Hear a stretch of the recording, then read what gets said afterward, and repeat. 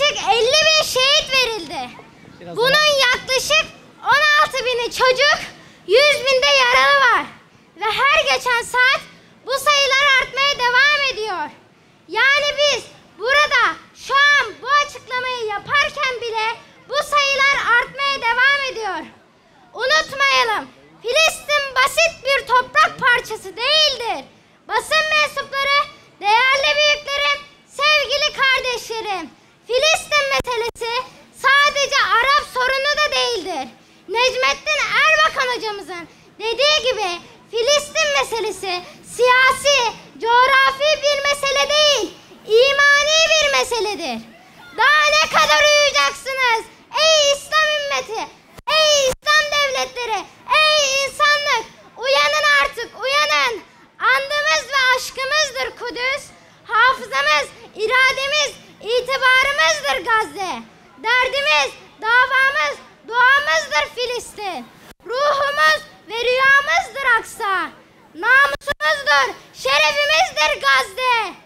Mücahit ve mücahide minik kardeşlerim, arkadaşlarım, işte bugün burada bilin ki şerefimizi korumak, onurumuza sahip çıkmak, hafızamızı tazelemek için, davamızın gereğini yapmak için, derdimiz için, Gazze'de şehit düşen çocuk arkadaşlarımız için çocuklar olarak toplandık.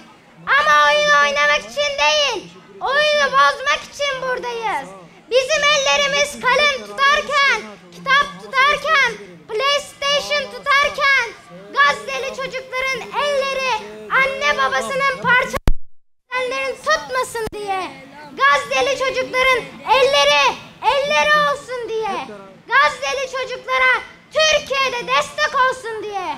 Bugün buradan diyoruz ki çocuklar farkında, zafer yakında.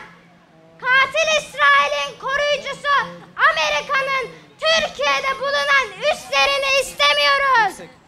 Ülkemizden İsrail'e ticaret gemisi gitmesini istemiyoruz.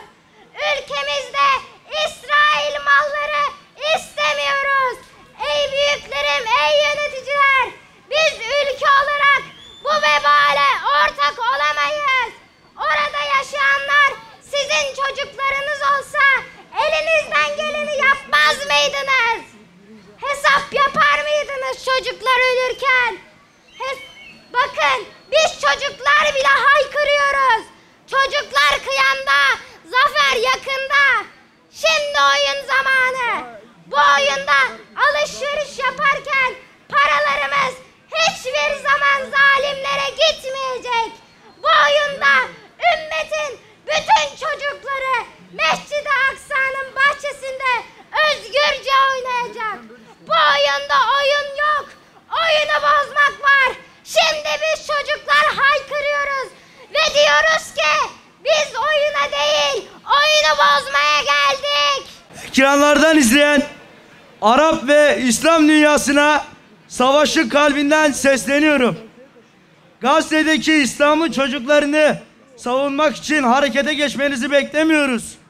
Kutsal mescitlerimiz için gelmenizi beklemiyoruz. Peygamberinize lanet edildiği için de öfkelenmeyin.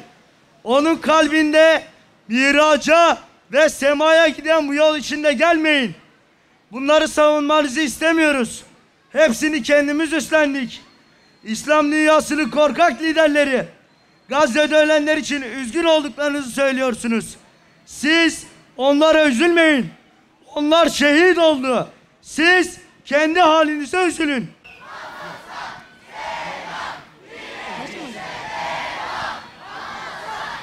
Ebu Bey'i çağırıyor. Program. Gergin uykulardan, kör gecelerden bir sabah